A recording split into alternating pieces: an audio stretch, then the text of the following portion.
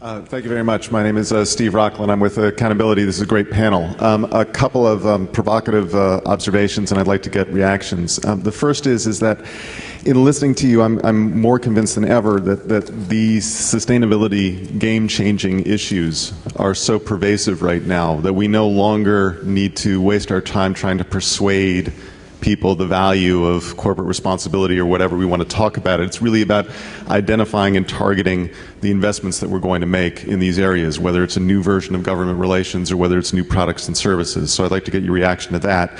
Secondly, we actually didn't talk a lot about when partnerships go wrong. And it strikes me that what we're trying to do, if we're trying to do anything that's meaningful at scale and impactful, that we get into problems when we look at partnerships from too much of a charity and philanthropic lens, from too much of the lens of the government or civil society perspective, and contracting based on their terms of reference. On the flip side, contracting based on the terms of reference of a corporation, that what we really need is some kind of new structure of joint venture that really understands what a partnership needs to be in these development spaces, that gets beneficiaries involved in terms of the evaluation of their success, as well as looking at bottom line returns, as well as looking at effective use of public resources. And I'd be interested in your reaction to that. Well, my first reaction on your three propositions is yes, agreed, and yes. On some of the structural problems, just a quick answer. I see more of you changing to the budget process in the U.S. for foreign assistance, as opposed to innovations within how we budget our foreign assistance, responding to the real needs on the ground. And this is sort of just the structure that we're faced with, given how the U.S. government budgets. We currently have our fiscal year 2010 coming off the hill shortly. We're preparing our fiscal year 2011 now. So if you come to us and say, we want to do something next summer, Intel comes to us, Cisco, we got this great plan, and we want to do a regional initiative in pick a group of countries. If that wasn't in the president's budget plan for fiscal year 2010 that went up eons ago, and the Hill didn't earmark it, we may or may not have the money to partner with you. So that is a reality you may want to think about on why things don't work. That's all I'll say on that. I'm just going to thank you all for these wonderful questions and statements. Let me try and give our panelists a few moments on some closing remarks that they have, particularly on clearly this link between this group of people here that is looking at corporate social responsibility and business in creating value and investing in growth of the economy. And how do the two come together, and where do we kind of take it to the next level so that it is no longer this discussion that this side is philanthropy and the other side is business, but how do we actually do it so that it is seamless? It's a pretty long, broad question, but let me start off with David. Do you want to go first? Yes, my name begins with A. I always get picked on. I did at school from being about this big. Arkless in the front row, you first. Just a very brief comment. I think when we cast our global value contribution and say, how are we going to do it, is it worth it? I said yes before, but the way we do it is we tie it to our core competencies, and we try to add our core competencies to the value that we're trying to push into a social or labour situation. That's number one. Secondly, if you're a corporate, it's got to be long term, because it's only over the long term that I can actually prove the return on investment.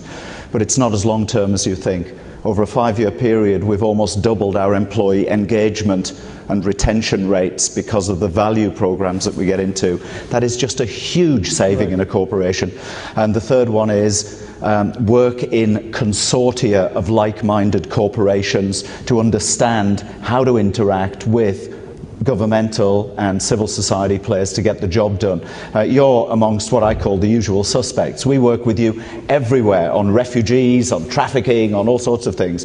But it's the same corporations that keep coming up. It's the Ciscos, the Microsofts, the Intels, the Manpowers, the Nikes. And what we need to do in our community is to really get a much more bonded global community that's contributing but also gaining from it. Salvador, since you are sitting next to David and your name does not begin with an A. The demonstration effect that you just talked about is critically important, I think. Don't leave this panel thinking that we're saying that philanthropy is a bad thing.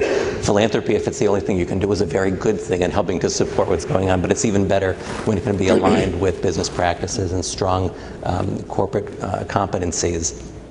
I think that's really the critical element that we want to see. Right? My suggestion would be communication. There are communication gaps within the U.S. government. We don't know what we do in Kenya. We really don't. We couldn't put down on the table all the programs that we have in Kenya. We're still working that out. So we need to get better at MCC, talking to USTR, talking to U.S. Trade Development Agency, talking to OPIC, talking to XIM, talking to USDA, talking to AID. That gives you a picture of our problem. We still compartmentalize. And the private sector, your representatives who come into USTR on trade to work on markets and regional markets do not know what your corporate social responsibility programs are and aren't necessarily in touch with people on the ground. An example, I love Procter & Gamble. We're talking about improving the ability of small businesses to connect into their large structure. In the US, it's part of their diversity program. We were trying to have his company talk to some of our small business partners in FTA countries.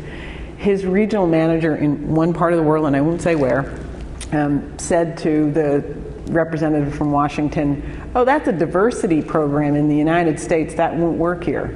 I'm sorry, it's building small businesses. So there's a disconnect even within corporations. So communication, communication, communication. Last word. The last thing that I would say from our experience is to attack the areas of ignorance. And for us, these areas of ignorance are vast. And the whole evolution of governance in the emerging world is one issue. CSR itself is a phenomenon. How it's being done is another one. The idea of, we talk about public-private partnerships. Is there one definition of that? I think not. There may be 100. So taking advantage of these forums, listening to partners that are like-minded in the emerging countries, and there are not many, but they do exist. And to answer the question of the gentleman earlier, where do you fail? You fail where you do not take the time to understand the real dynamics in the country into which you're operating, full stop. If you take time to understand and reach out and understand that your models, whether they be a business model or a CSR model, are inadequate and constantly need revising, then you're on the path to some truth. Thank you all very much. Please join me in applauding and thanking our great panel for a very provocative discussion.